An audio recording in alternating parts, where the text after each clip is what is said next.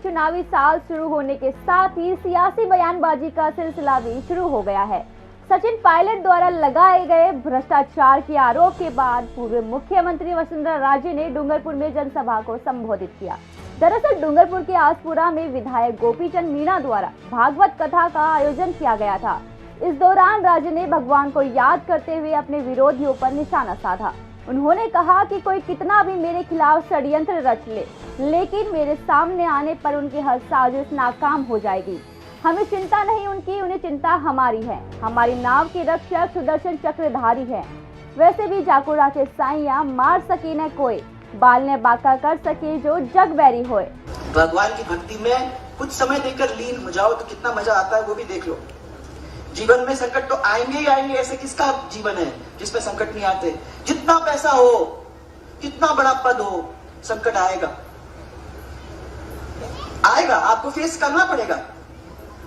परंतु उसका अगर विश्वास है तो बाल बांका नहीं होगा।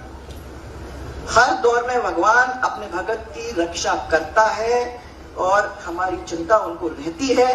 कहते हैं हमें चिंता नहीं उनकी, हमें चिंता नहीं उनकी, उन्हें चिंता हमारी है। हमारी नाव के रक्षक सुदर्शन चक्रधारी है। भाई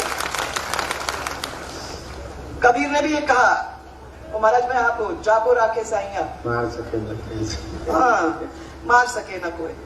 सही बात है। और भगवान कृष्ण ने युधिष्ठिर को कहा कि भगवान की भक्ति करने वाले जो भगत हैं उसको सब लोग भी मिलकर परास्त नहीं कर सकेंगे। बाल ना बाका होता जिसका रक्षक कृपा निधान। तो इसलिए अपने जीत के लिए आश्वस्त रहो, चिंता मत करो, भगवान पर छोड़ दो तो सब काम हो जाएंगे। मैंने हमेशा हनुमान चालीसा के ऊपर ध्यान दिया महाराज। सब सुख नहीं तुम्हारी सरना, तुम रक्षक। अरे भाई बोलो तो सही, सब सुख नहीं तुम रक्षक। फिर जब ये यहाँ बैठ के कह रहे हो तो हनुमान चालीसा पढ़ने वाले कितने लोग हैं यहाँ? बोलते ना।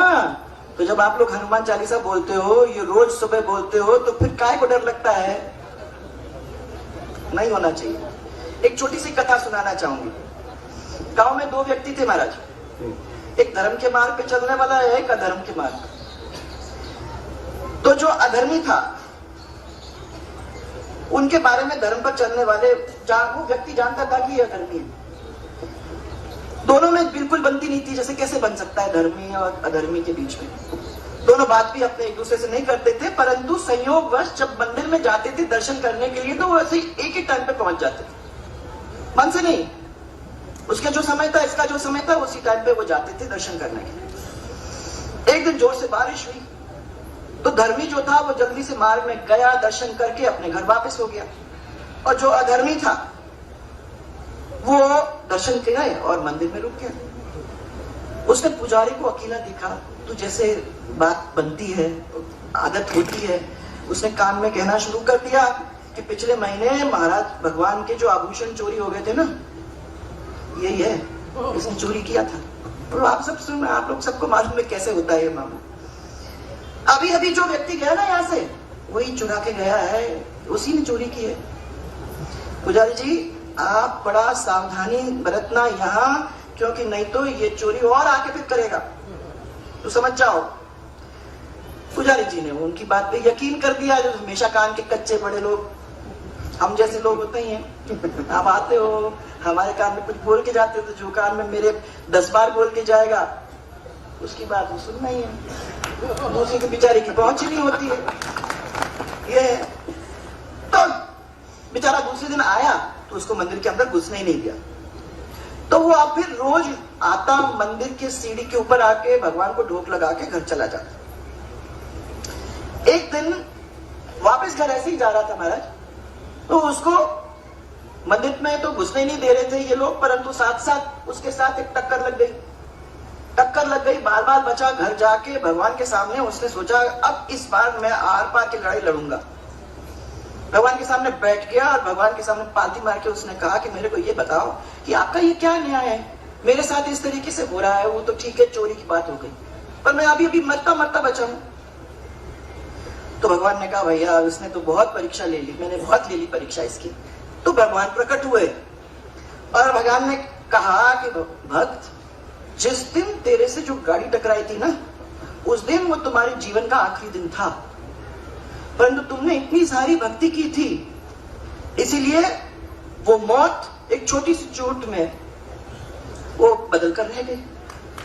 और उसने कहा, देखना, धर्म के मार्ग के ऊपर जो चलने के कारण से आपको एक आगे चल के अच्छा सुंदर मुकाम पहुंचोगे। आप उसकी चिंता मत करो, तुम्हारी जान बच गई, तुम्हारी जान जानी थी, आज तुम्हारी जान बच गई। भगवान ने उस अधर्मी के बारे में, तो वो उसने पूछा कि भाई ये तो सब अधर्म का काम करता है, उसके लिए तो आपने इतना सब कुछ दे दिया।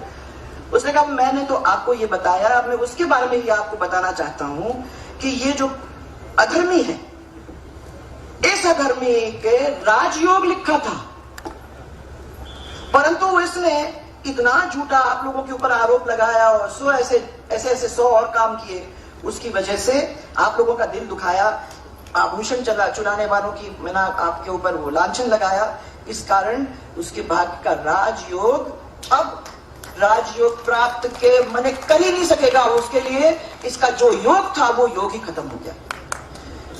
आज चाहे वह कितना भी प्रयास करे, कितना भी षड्यंत्र रचे, ये वहां नहीं पहुंचने वाला है। ये आपने हम पे छोड़ दिया है।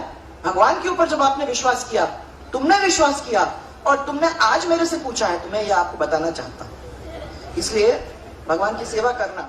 देश और दुनिया की हर बड़ी खबर के लिए सब्सक्राइब करें नवतेज टीवी और पल पल के अपडेट्स के लिए बेल आइकन को दबाना ना भूलें, क्योंकि आपकी खबरों का भरोसेमंद साथी है नवतेज टीवी।